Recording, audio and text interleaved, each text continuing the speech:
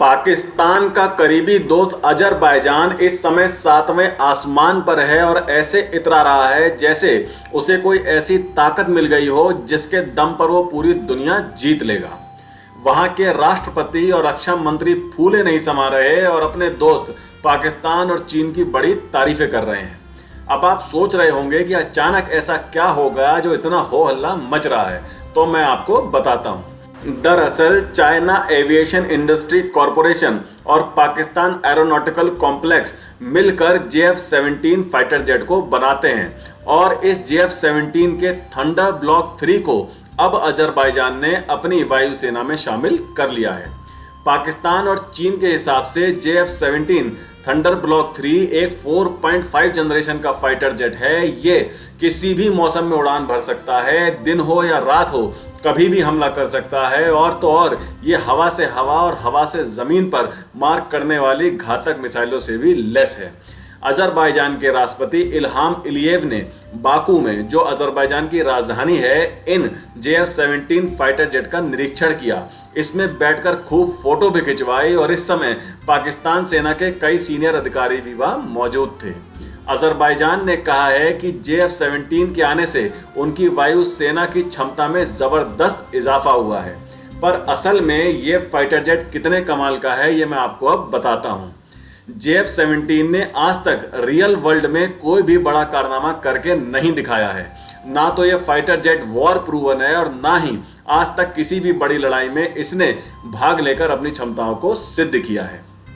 आए दिन ये खबर आती रहती है कि पाकिस्तान के पास जो JF-17 है वो उन्हीं से परेशान है, क्योंकि आधे से ज्यादा पाकिस्तानी JF-17 हमेशा ग्राउंडेड ही रहते हैं, क्योंकि इनमें कोई ना कोई कमी हमेशा आती ही रहती है। इसके अलावा जब ये JF-17 म्यांमार को दिए गए तो शुरू में वहां भी ऐसा ही एक्साइटमेंट था जैसा कि अब अजरबैजान में है, लेकिन कुछ समय के बाद ही म्यांमार को इसकी असलियत समझ में आ गई।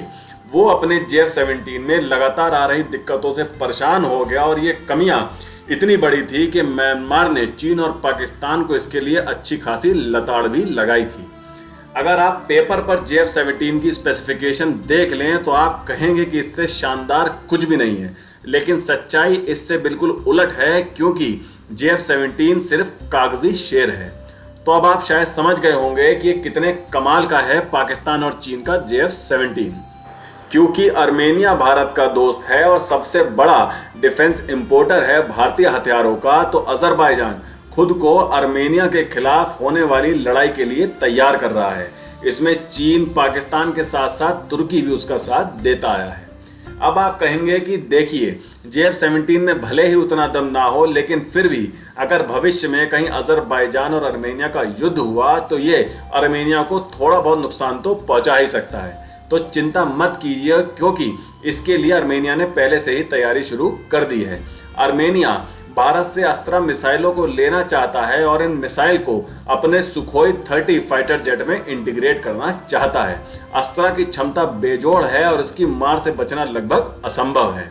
अस्त्रा एक beyond visual range air to air missile है और इसकी काबिलियत का अंदाजा आप इसी से लगा सकते हैं कि इसे भारतीय वायुसेना की रीढ़ की हड्डी कहे जाने वाले फाइटर जेट सुखोई 30 MKI में बड़ी संख्या में इंटीग्रेट किया गया है। अगर आर्मेनिया को सिर्फ अस्त्रा मिसाइल ही देनी होती तो भारत शायद अब तक उसे ये दे भी चुका होता, लेकिन इन मिसाइल को आर्मेनिया के सुखोई 30 फाइटर जेट में लगाने के लिए इस फाइटर जेट में कुछ बदलाव करने जरूरी हैं।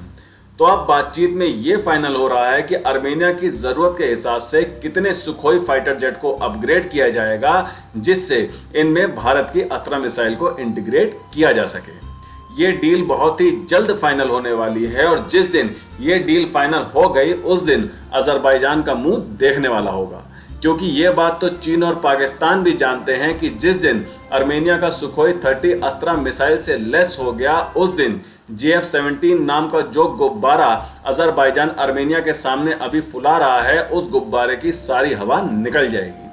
अब आप क्या सोचते हैं इस खबर पर? अपने विचार हमें कमेंट सेक्शन में जरूर बताएं। वीडियो को लाइक करें, ज़्यादा से ज़्यादा शेयर करें और बेल आइकन को दबाकर हमारे चैनल को प्लीज़ अभी सब्सक्राइब ज़रूर कर लीजिए। तो मिलते हैं अगली खबर के साथ जल्द ही। Take care. जय हिंद।